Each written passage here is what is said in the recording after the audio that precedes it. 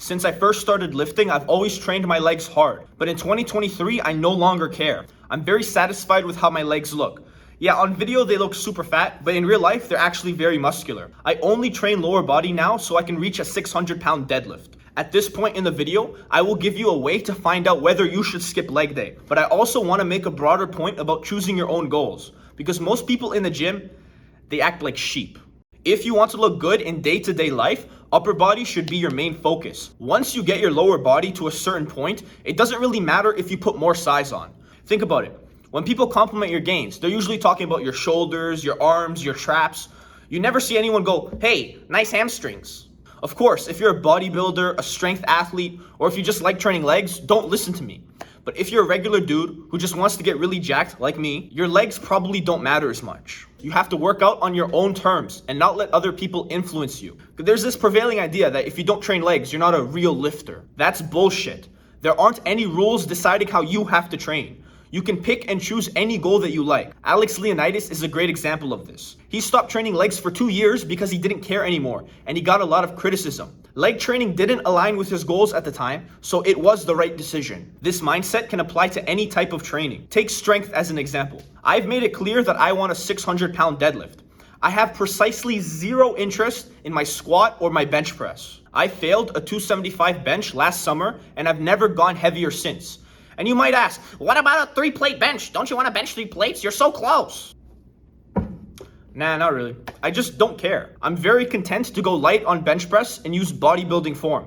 But my answer might change in the future. You will get the most satisfaction when you achieve goals that you chose for yourself, not goals that other people put on you. So don't let anyone judge. If you want to come to the gym, only do upper body, who cares? If you want to come to the gym, only hit calves. Calves are the only muscle you care about. That's fine too. There's no rules. So I've been going on and on about how you should skip leg day, don't be a sheep, all good stuff. But it only applies to people who have built their base first. If you're a beginner, fairly new to the gym, then skipping lower body is really bad advice. In your first 1 to 3 years of lifting, you should be getting good at everything. So I'll give you an analogy. Let's say you want to become a marine biologist. All you want to do is study animals in the ocean. Before you can do that, you need to learn a lot of general knowledge. You have to take gen ed classes on random stuff unrelated to your degree. The reason for this is to make you a well-rounded person. After that, you can specialize on anything you want. And the same thing applies to lifting. Beginners should be improving on everything. Build some muscle, train the big lifts, hit the entire body, do a little bit of cardio. Once you've built your base of muscle and can hit some intermediate numbers, fuck around and do whatever you like. You can just maintain your legs for the rest of your life if that's what you want.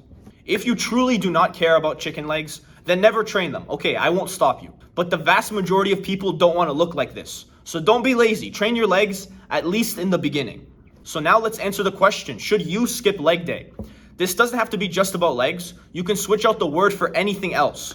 If the answer is yes, I'm going to give you a minimalist program which will maintain the size that you have. It depends on 3 questions. Are you happy with how your legs look? Are you an intermediate lifter?